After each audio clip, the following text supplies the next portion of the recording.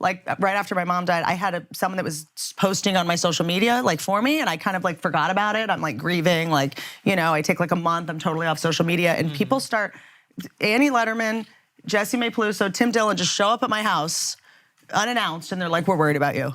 Oh, no. And I'm like, what do you mean? They're like, we're worried you're not processing the grief or something. Like, what do you, like, I'm editing the roast, I'm working, I'm reuniting with my sister, I rescued 2 more horses to do equine therapy. I'm like, totally like being the most person I've ever been.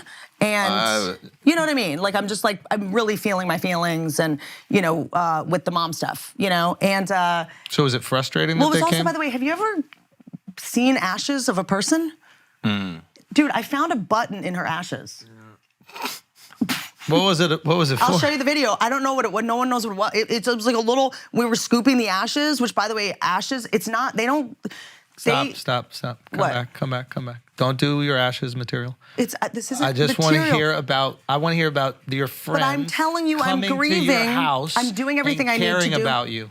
That's what I want to hear about. Yeah, they show up, which, by the way. It was probably frustrating. And it was probably annoying. No, it wasn't. I was kind of like, because a lot of people were talking about that they were worried about me and, you know. What an awesome thing. I know, I agree. That people care.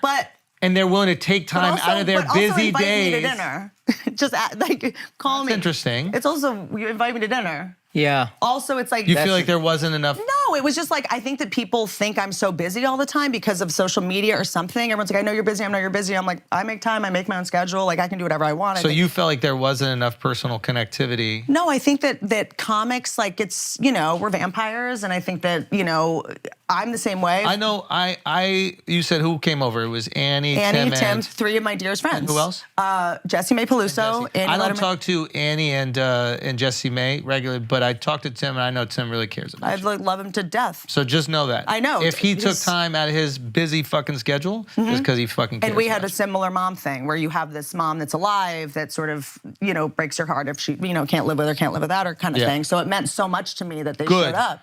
Good. And then I kind of was like, oh, am I giving off a vibe that I'm not available to hang and to, because I feel like I'm always like trying to get dinner. No, you're giving off a vibe that you're fucking falling apart because you bought 2 horses. Rescued, bought. I'm not paying money for horses. I'm not like, what kind of Santa Barbara shit are you on? Fuck out of here. Fucking nightmare. I did look into the price of a horse. Upper crust motherfucker. You can get them for cheap, these horses. No, I can get them to you for $1,400. free. No, don't get a $1,400 horse. Either $200,000 or free. There's no in between on a horse. Really? Yeah, that's some fucking nice $1,400 horse. No, when I was up in Calgary, I was looking into it. The $1,400 horse is like a girl horse. I was gonna say a $1,400 horse is like a $3,500 car. What's wrong with that? It's fine. I'm just saying it's not gonna run that get you there. far. Maybe. I'm not gonna race the fucking thing, but you know, can I go walk around circles or whatever horses do? No, but I think I'm trying to ascertain because I feel like I'm better than I've ever been, and I think I also going off birth control. I had so much energy, and then after my spots at the Comedy Store, I used to go straight to my mom's nursing home and have to like, you know, do some gnarly shit every night. I think you're going through a lot, and I think it's really cool that you have friends that care about you enough to show up and just be like, hey, how you feeling? Are you good? And I know in that moment, it's easy to reject it. You know, like, I know once I was... No, I was just trying to understand how I'm perceived. Let me tell you a story. Okay. I remember we were doing this Netflix special, and I was really stressed out because there was a mistake in it, and I was taking Adderall. And I kind of yelled at everybody. And Mark called me later that night, and he was like, hey, man, how you doing? And I was like, I'm good. And I felt a little frustrated at first because I thought he was trying to manipulate me. I thought he was like, hey, man. Do you think it makes you paranoid? No. I didn't understand it. He was like, hey, I just want to let you know we care about you, and you're great, and you know, we love you, man, and I just checking in to make sure you're okay. And my first reaction is, he's trying to like manipulate me? What the fuck is going on? Like, what's good? And then I realized like, I'm reacting that way because I probably was feeling insecure because we were going to put this thing out and ultimately I was going to be judged for it, right? And it was really nice that a friend, when I was in a fucked up situation and I was projecting those insecurities, that they came and just said, hey, man, thank you. You know, I didn't react that way in the moment, but I understood it later. So I guess what I'm saying is if you harbor any resentment for these friends coming to you, I don't. Just know that they care, and that's why they do it. Yeah, and I think that for me, it's like, as you get older, I think there's a way to care. and you have to learn how to care properly with somebody. Everybody cares differently. Totally. But And judge them by their intent. no, but I'm not. But I've already said that I'm not upset. You're like trying to push this thing that I'm mad at them. I'm not mad at them. You said call me for dinner. No, but I just said, I was like, what's going on with us as a community that we stopped hanging out off camera too? So I think that a lot of Dude, it's hard. but I think also a lot of comedy, like Akash comedians and I have to like plan times to hang out. Yeah. Well, We have comedians- wives, we have worlds that we want to do. Totally, things. I'm just saying we're in a very high risk profession, Yeah. and it used to be, I think, the way that we stayed sane was having offline conversations in the, in the green room, in the hallway, and now it's like save it for the pod. Like we're monetizing all of our conversations like for public consumption, which is great. It's healing a lot of people. People love it. Can I finish before you roll your eyes? All right, fine. Can I finish before you roll your apologize. eyes? I So maybe it's apologize. more of an LA thing because of the number of comics that commit suicide, and it's like after, this will make me cry, after losing Brody, I really check up on people hard.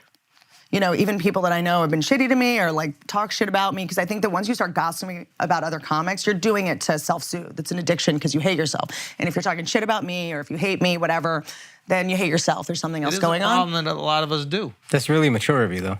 You got to take the contrary action and just go, it's like because I know how I feel about you and I know how much I want to support you and I know how much I care. So Yeah. if you're turning on me, you're turning on yourself, and like we just have to hug harder. But with the pandemic, I mean, it was kind of wild that, because we're coworkers first and foremost, I think you think comedians are your family.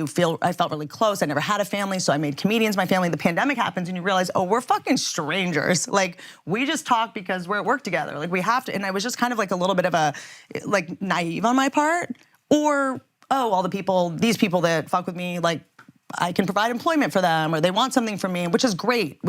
I love being used. Like That's not being used. it's, if I can provide, a big part of doing the OnlyFans roast is I just wanted to fucking employ comics. I wanted to employ writers, and they had so much money, and I was able to pay comics a lot. I was able to hire like 30 comics as writers, Yeah. New York and LA. Like, why not? Like, comedy is just like, as you were saying But they're before. not using you. They're also doing a job. In a They're good- I providing want- their skill, and you are giving them an opportunity to provide that. Totally. It's mutual exchange, transactional, but absolutely. I know what it's like. And what a blessing to be able to do that for them. But I That's know what it's awesome. like to be coming up and like want to send someone a packet or ask for a job. I don't like. Yeah. I'm like, give me your packet. What are you doing right now? I think try you're to really just be good super about that. proactive. I think you're really good about that. Because if you're funny, like all these like bullshit, like, I mean, I don't even know what the fuck I would do if I was starting comedy now. Would you start TikTok? Would you be like, there's no middle ground. There's no like, and this is part of the reason I really want to work with OnlyFans TV. I want to break out like only comedy fans, like half-hour specials. Like people that aren't you, that can't, necessarily do what you guys do yet, but like half hours, 15 minutes, like just being able to put specials out somewhere for free. Like, what would you do? Are comics now waiting around to get on Fallon? Like, what the put your content on online? Yeah. Yeah, and I think you put your content online. I think there's a lot of avenues for you to put it online for free. But if it's only on your platform, like you have to rely on other people promoting you or getting on podcasts, it's like not really. But I hear what you're saying. I think what's cool about the way that you're saying is that like there's a financial incentive. Like you can put money in people's pockets and for their hard-earned comedy, et cetera. like what I'm doing.